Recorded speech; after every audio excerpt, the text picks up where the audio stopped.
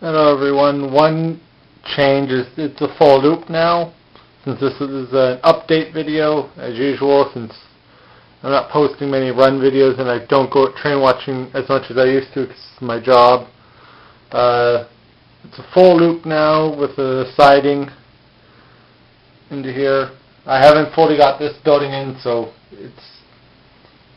I've put this little engine facility building in until this one gets fully done and track put in. New cars, the Union Pacific fat car, 2 Great Northern fat cars, and the Southern Pacific hopper. New buildings are these 2 Triang Hornby platforms. Another one is this Reading Railroad track clearance car. It needs a bit of work since after I opened it it fell apart. New locomotives, there are 9, or possibly 9, I forget if I've shown one or not, and sometimes I'm just too lazy to look at my videos. So first one is this Union Pacific FA model power, followed by another model power EMD E7 from Union Pacific. It's one of my projects right now. As you can see on the roof, there is a nice crack that goes all the way to the side and it barely runs. Now onto a few trade items. I traded a friend or a club member a PA B unit for the Pennsylvania I had for this I believe it's a U30C. I don't know exactly where I put the box at the moment. Also for the Pennsylvania. Missing a bit of handrail details, but mainly just that little one on the other side, and that one doesn't go in. The other one is I traded my Athearn rotary for this Walters Elco rotary, because my winter train is usually with an Elco RS3, so this one worked a little more into the Elco theme of it. It's powered as well. Next up, British Rail 422. It arrived. I think I mentioned it last video. I don't know if it was here or not. For the CNR, I forget exactly. Somebody's going to point it out, I guarantee it. And you can see some of the other new engines in the background. Amazingly, at the local hobby store near me, he got in a collection of DCC-equipped Bachmann locomotives from these boxes. So I picked up a pair of Jeep 30s for the Great Northern. 1 and 2, DCC-equipped. I just need to figure out why Bachmann from them chose to not put the window in on one side and it's on the other. That's why you see them back to back. Another new one is this Southern Pacific F7A unit. It doesn't look that realistic to me, but I could be proven wrong. It's got no number on it. I want to skip over the engine in there.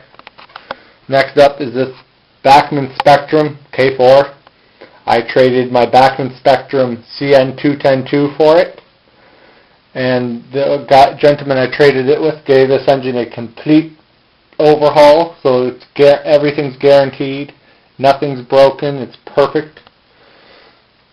And lastly, this is going to be, I guarantee a lot of you are going to argue with this engine with me once you look at how it is, but you'll see why I bought it.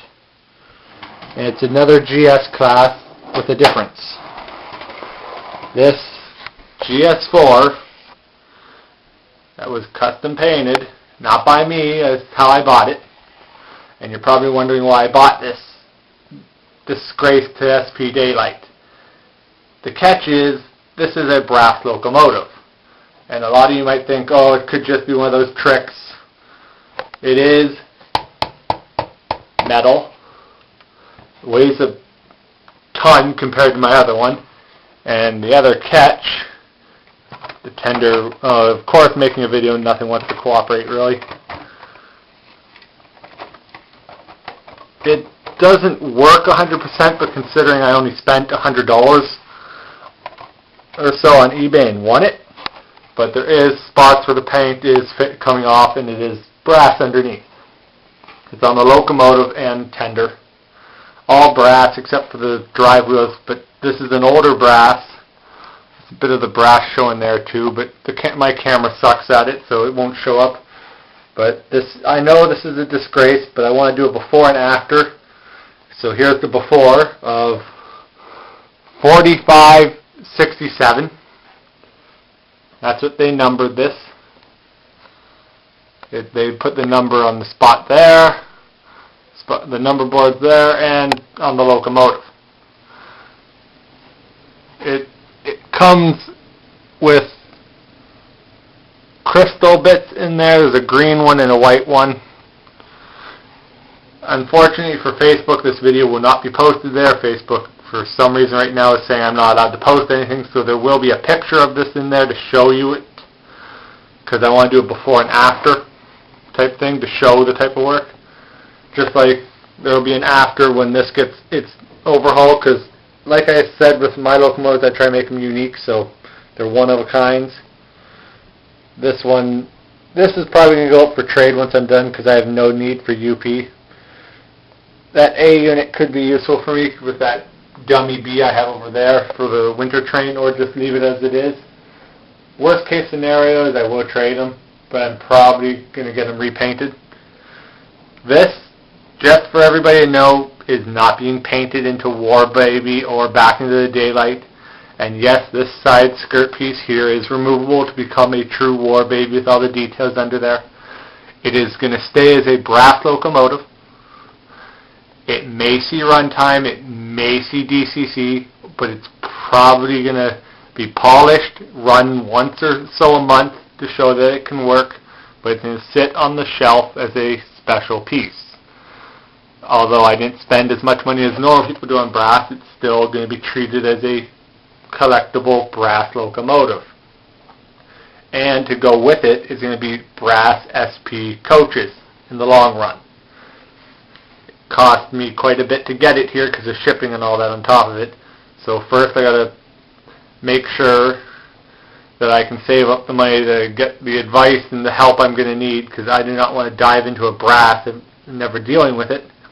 So I'm going to get a friend that knows brass to give me a hand, but it's not going to be free. So once that's all done and this engine is back to how it should be, pure brass and running as a charm, I will go from there. But by the time this engine fully, in the long run, it will be on the layout. My future layout will have this engine running with the other GS classes. But for now, it's going to stay as a eye-catching piece, as a unique piece to the collection. It does not run right now. It won't even buzz. It'll just short out. There's an internal short that I've yet to fully dive into to fix. I guarantee that I can fix, but I want help stripping the paint, because I've heard many different things, and I've had people go after me saying, you do it this way, I'll hit you, because they care so much about the brass locomotives and how they are. So it is missing some detail parts. Its previous owner. And apparently in the description, this is okay, or actually pretty good for a display piece, this paint. Everybody that knows the Daylight knows it never looked like this. It never even thought of looking like this.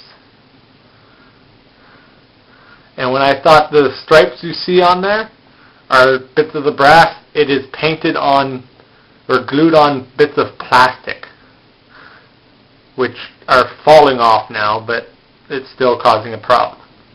So I believe that is all before my time runs out, but I've been working too much to do a lot. So expect to see upcoming bits on this brass to see how it goes. But thanks for watching, and